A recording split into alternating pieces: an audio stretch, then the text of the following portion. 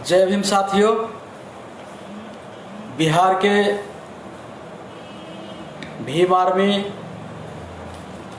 आज़ाद समाज पार्टी के तमाम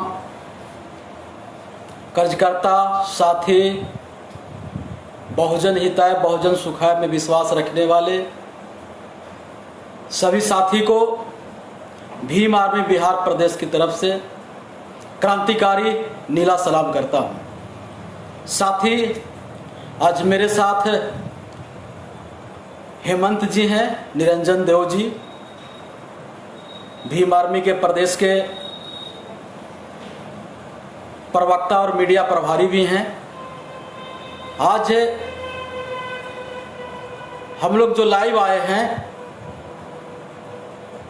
बीजेपी के द्वारा जो बिहार में डिजिटल रैली की गई और रैली में जो अमित शाह जी ने अपने संबोधन में और सुशील कुमार मोदी जी जो बिहार के उप मुख्यमंत्री हैं, उन्होंने अपने संबोधन में जो बात रखे हैं उन एक एक बिंदुओं पर हम लोग चर्चा के लिए लाइव आया हूं। सबसे पहले आप लोग भी शायद अमित शाह जी का जो डिजिटल रैली था, जन संवाद रैली था, आप लोग भी सुने होंगे। अमित शाह जी आते हैं और उसके बाद है जो उनका मंच का सजावट है और जो भी बीजेपी के नेता मंच से संबोधन किए, वो सारे चीज़ों पर आप गौर करें। साथ ही सबसे पहले बिहार प्रदेश के जो बीजेपी का प्रदेश अध्यक्ष है संजय जायसवाल जी, उसके बाद सुशील मोदी जी, उसके बाद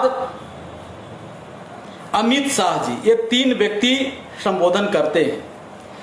साथ ही अगर इसी तरह का अगर रैली अगर किसी बहुजन समाज के विचारधारा पर, अंबेडकर साहब की विचारधारा पर चलने वाली पार्टी की होती और उसका इस तरह का मंच होता, तो ये भारतीय मीडिया जातिवादी चिल्लाती। आप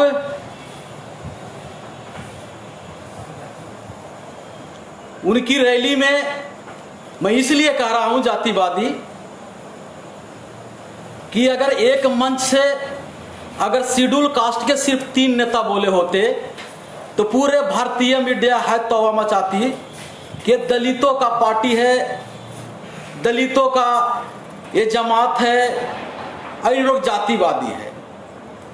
अगर एक पार्टी की एक रैली में अगर सिर्फ बैकवर्ड क्लास बोले होते तो भी ये भारतीय मीडिया है तौबा मचाती कि बैकवर्डों की पार्टी है। लेकिन अमित शाह के रैली पे भारत के मीडिया से कहीं से भी आवाज नहीं निकली कि एक मंच से 3 आदमी भाषण दिया और तीनों बैस है, बैसों की पार्टी है। बिहार में तो जो भूमिहार ब्राह्मण हैं वो आंखें चीर के बैठे हुए थे कि हमारे नेता भी वहां से मंच से डिजिटल रैली में बोलेंगे। और नंदकिशोर जी का समर्थक भी आंख फाड़े हुए बैठे थे कि हमारे नेता भी संबोधन करेंगे, लेकिन वहां किन्हीं को बोलने का मौका नहीं मिला। ना तो बक्सर के सांसद जो बैठे हुए थे अश्विनी चौबे जी, नित्यानंद राय जी, नंदकिशोर जी, किन्हीं को बोलने का मौका नहीं मिला, सिर्फ 3 आदमी बोले। 3 आदमी ही बोले तो सिर्फ वैश्य समाज के लोग बोले, इसलिए बीजेपी वैश्यों की पार्टी है। ये दावे के साथ मैं बोल रहा हूं। दूसरा कि अमित शाह जी जब संबोधन कर रहे थे तो बार बार वो बोल रहे थे कि भारतीय जनता पार्टी की मोदी सरकार ने ये किया, भारतीय जनता पार्टी की मोदी सरकार ने वो किया। मैं पूछना चाहता हूं इस फेसबुक लाइव से, रामविलास पासवान जी से, नीतीश कुमार जी से, एवं ये जो मोदी जी का जो सरकार है सेंट्रल में, उसको समर्थन कर रहे तमाम राजनीतिक पार्टियों से, कि क्या ये सच में भारतीय जनता पार्टी की सिर्फ सरकार है? इसमें आपका कोई योगदान नहीं है। रामविलास पासवान जी, नीतीश जी, रामदास अठावले जी, अगर आप लोगों का योगदान है तो आप लोगों को चुल्लू भर पानी में नाक डुबा के मर जाना चाहिए। कि बिहार में रैली होता हो और अमित शाह जी ये बोलते हैं कि भारतीय जनता पार्टी की मोदी सरकार, पूरा भारत जानता है कि एनडीए सरकार है, लेकिन रामविलास पासवान जी का जो राजनीतिक क्षेत्र है, जमीन है, वहां ही भारतीय जनता पार्टी रैली करती है और सीधे एक लाइन में नकार देती है।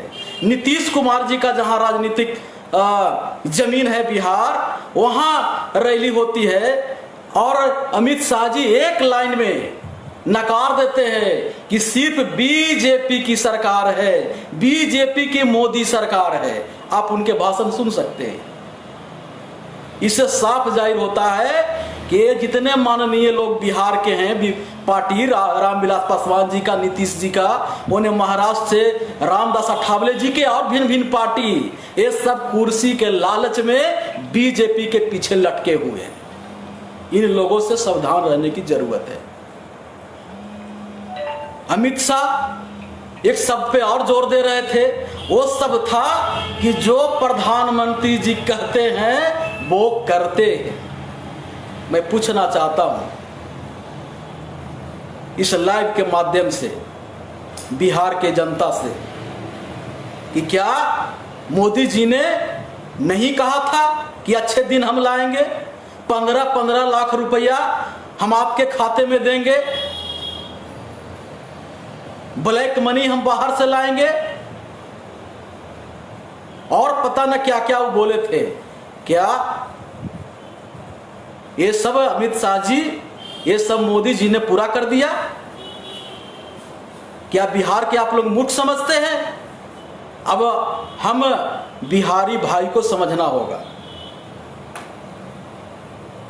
कि क्या हम लोग मूर्ख हैं कि कोई सामने आके जो देश के गृह मंत्री हैं और वो दावा ठोक के चले जाते हैं कि जो प्रधानमंत्री जी कहते हैं वो करते हैं, तो आपको मांगना चाहिए हिसाब कि अगले चुनाव में जो मोदी जी बोले थे कि 100 कई करोड़ 125 करोड़ लाख रुपया हम बिहार को देंगे, क्या मिला? एक खुल्लम खुली बिहार को मजाक बनाया जा रहा है। और बिहार के जो माननीय हैं उप मुख्यमंत्री माननीय सुशील कुमार जी, सुशील मोदी जी, उन्होंने जो कहा क्वारंटाइन सेंटर को लेके कि जितने वहां प्रवासी आए हैं बिहार के मजदूर लोग, उनको मच्छरदानी दिया गया है, थाली दिया गया है, गिलास दिया गया है, बाल्टी और मग दिया गया है। मैं बिहार के भाई से पूछना चाहता हूं कि क्या यह सत्य है? अगर सरकार की ये योजना है तो निश्चित रूप से क्वारंटाइन सेंटर में भारी घोटाला हुई है। हमने पूछा हूं, आज 50 लोगों से मैंने फोन करके पूछा क्वारंटाइन सेंटर में रहने वाले लोगों से कि क्या आपको मच्छरदानी मिला, क्या आपको बाल्टी जग मग मिला। तो सारे कुछ लोगों ने कहा कि भैया हमको सिर्फ गमछी मिला है, किसी ने कहा कि हमको सिर्फ बाल्टी मिला है, किसी ने कहा कि एक बिछाने वाला मात्र दर्री मिला है। ये सारा सामान एक व्यक्ति को नहीं मिला। एक गिलास मिला तो थाली नहीं, थाली मिला तो गिलास नहीं, बाल्टी मिला तो मग नहीं, मग मिला तो बाल्टी नहीं। भारी घोटाला हुई है। इस पर भीम आर्मी भारत एकता मिशन बिहार प्रदेश हम लोग मिल के आवाज उठाएंगे और नीतीश कुमार जी से और ये सुशील मोदी जी से हिसाब मांगेंगे, क्योंकि ये खुल्लम खुली अप्रवासी जो मजदूर हैं, हमारे प्रवासी जो मजदूर हैं, उन पर ये थोपा जा रहा है कि इनके हम इतना खर्चा कर दिया, उनके नाम से बिहार के जो खजाना है उसको लूटा जा रहा है। ये लूटने हम लोग नहीं देंगे।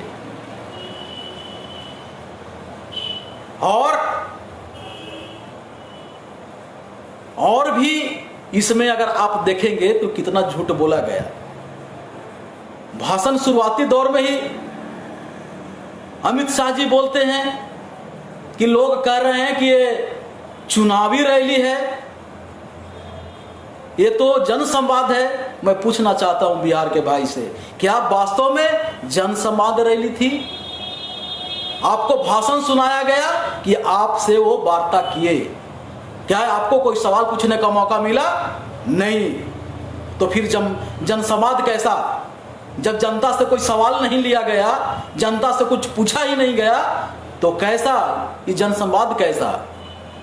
अमित शाह जी आप भाषण दे रहे थे और भाषण के अंतिम क्षण में भी आपने कहा कि बिहार में चुनाव आने वाली है, 2-3 महीने के अंदर में अक्टूबर नवंबर में चुनाव होने वाली है। तो फिर हम कैसे नहीं माने कि आपका ये चुनावी रैली था?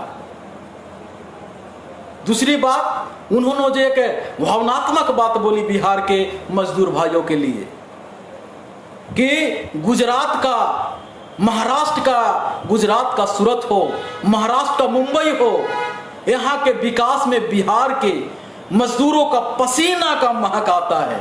वाह मोदी जी, वाह वाह अमित शाह जी। लेकिन आप ये बताइए कि अगर बिहारी मेहनती है, मुंबई बना सकता है, सूरत बना सकता है, तो मुंबई महाराष्ट्र में क्यों, सूरत गुजरात में क्यों? हम मुंबई को बिहार में क्यों नहीं बनाए? हम सूरत को बिहार में क्यों नहीं बना पाए? इसके पीछे आप लोग हैं। बिहार में जो सत्ता पर बैठे हुए लोग हैं, उनके कारण हमारी जो मेहनत है, वास्तव में जो हमारा पसीना है, हमारा राज्य में नहीं लगा, जाके महाराष्ट्र और सूरत में लगा, और वहां अपमानित भी हम लोग को होना पड़ा। बिहार के मजदूरों को मारा गया, पीटा गया, हिंदी भाषी के नाम पे, बिहारी के नाम पे। और आज जब चुनाव आया है तो आप प्रशंसा कर रहे हैं कि सूरत के जो विकास है उसमें मजदूर भाई का, बिहार का मजदूरों का पसीना महकता है, सुगंध आता है। मुंबई के विकास में बिहारी मजदूरों का पसीना का सुगंध आता है। हम भी चाहते हैं कि हम लोग बिहारी मेहनती हैं, तो एक मुंबई, हम मुंबई बिहार में क्यों ना खड़ा कर दें? हम सूरत जैसा विकसित और उद्योग वाला शहर हम बिहार में क्यों ना खड़ा कर दें? लेकिन जानबूझ के आप बिहार को मजदूरा बनाए रखना चाहते हैं। सेंट्रल में आपकी सरकार है अमित शाह जी, आप उद्योग खोलिए बिहार में। वास्तव में बिहार के शरीर में वो क्षमता है, सर में वो ताकत है, हम मेहनती हैं। बिहार का मजदूर इतना मेहनती और इतना ईमानदार है कि अगर आप बिहार को टेढ़ा नजर से नहीं देखिएगा अमित शाह जी, तो बिहार ही चाइना को पीछे कर देगा। इतनी मजदूर में यहाँ की ताकत है। लेकिन आप लोग सिर्फ वोट के दिन में बिहार को आते हैं, बिहार में, और बढ़िया बढ़िया बात बात बोल के चले जाते हैं। अब हम अपने बिहार के तमाम बहुजन समाज के लोगों से निवेदन करना चाहता हूं कि सब दिन हम लोग संघर्ष करते हैं, लेकिन जब चुनाव आता है तब हम लोग बिखर जाते हैं। और लोकतंत्र का सबसे बड़ा पर्व अगर कोई है तो वो चुनाव है, क्योंकि चुनाव में हम अपने वोट का इस्तेमाल करते हैं और एक वोट समाज और देश का तकदीर और तस्वीर बदल सकता है मेरे साथी। इसलिए अगर देश समाज में अगर कोई समस्या है, राजनीतिक समस्या है, तो उस समस्या का निदान वोट से होगी। इसलिए वोट के समय में न बिकना है न बहकना है, सीधे नीति और सिद्धांत के अनुसार बाबा साहब के संविधान को बचाने के लिए हम लोगों के वोट करना है एक साथ आकर। और ये जो बहरूपीय लोग हैं जो सिर्फ अपने बातों के जाल में हम लोग के फंसाते हैं, इन लोगों से बच के रहना है, चौकन्ने रहना है। और जितने हमारे साथी हैं भीम आर्मी के, उनके ऊपर ये जिम्मेवारी ज्यादा बनती है कि आप अपने समाज के लोगों को, गांव घर के जो लोग हैं, गली मोहल्ले में जो अपने लोग हैं, उनको आप बताइए, उनको आप जागरूक करें कि किस तरह से बहुरूपीय गांव मोहल्ले में घूम रहे हैं और अपनी बातों से, चिकनी चिकनी बातें से हम लोगों को ठगने का काम कर रहे हैं, लोभ लालच दिखा के ठगने का काम कर रहे हैं। तो सभी भीम आर्मी के तमाम साथियों से हम निवेदन करते हैं कि कल से ही, ऐसे आप रोज डेली आप मेहनत कर रहे हैं, संघर्ष कर रहे हैं, लेकिन कल से आप दुगनी ताकत से और एक्स्ट्रा पावर लगा के आप समाज में उतरिए और गोलबंद कीजिए अपने लोगों को, क्योंकि इन मनवादियों को हमें जवाब देना है, क्योंकि बाबा साहब के संविधान को ये नेतृत्व के माध्यम से कमजोर करना चाहती है। बाबा साहब हम लोगों को बहुत ही मजबूत शब्दों में चेताए हैं कि दुनिया का अगर संविधान मजबूत हो पर उसका संचालन करने वाला व्यक्ति कमजोर हो, उसके नीति में खोट हो, तो संविधान सफल नहीं हो सकता। हमारा देश का संविधान दुनिया का सबसे बड़ी संविधान है। लोकतांत्रिक और धर्मनिरपेक्ष पर सत्ता पर बैठे हुए लोग जो हैं, संविधान को कमजोर करना चाहता है। इसलिए अब समय है कि हम लोग ईंट का जवाब पत्थर से दे साथी, और पूरे समाज भीम आर्मी और आजाद समाज पार्टी की ओर विश्वास के साथ देख रहा है कि बाबा साहब के संविधान को अगर जमीन तक कोई लेके आएगा तो भीम आर्मी आजाद समाज पार्टी माननीय चंद्रशेखर आजाद उर्फ रामन जी के नेतृत्व में लेके आएगा। तो हम लोग अपने भीम आर्मी के संस्थापक आजाद समाज पार्टी के राष्ट्रीय अध्यक्ष माननीय चंद्रशेखर आजाद जी के नेतृत्व में हम लोग इन मनवादियों को ईंट के जवाब पत्थर से देनी है। इतने ही बात बोल के मैं अपनी वाणी को विराम देता हूं। जय भीम, जय भारत। और अपना परिचय देंगे को निरंजन दो जी, 2 लाइन आप रखें। जय भीम साथियों, प्रदेश मीडिया प्रभारी हेमंत कुमार निरंजन जी। जैसे कि मनोज सर बोले हैं कि ये जो है वैश्यों की पार्टी है, जनता पार्टी नहीं, जनता की पार्टी नहीं है, बल्कि वैश्यों की पार्टी है। तो इस बार चुनाव में चूकना नहीं है और अपनी जमीन को देखना है, अपनी भूमि को देखना है। एक मुंबई बिहार में बसाना है, एक सूरत बिहार में बसाना है। श्रमिक की जो मेहनत है वो रंग बिहार की मिट्टी में आनी चाहिए, ना कि मुंबई या सूरत में आनी है, क्योंकि उसको विकसित करने के बाद हमें क्या मिलती है? कुछ नहीं मिलती है। इसलिए इस बार जागना है। हमारे पास एक अच्छी खासी जो अपॉर्चुनिटी है वो मिली है, इसको गंवाना नहीं है, बल्कि एक आजाद समाज पार्टी के रूप में हमारे पास जो मिली है उसे खोना नहीं है। तो इसी चंद बातों के साथ मैं अपने शब्दों को विराम देता हूं। जय भीम, जय संविधान।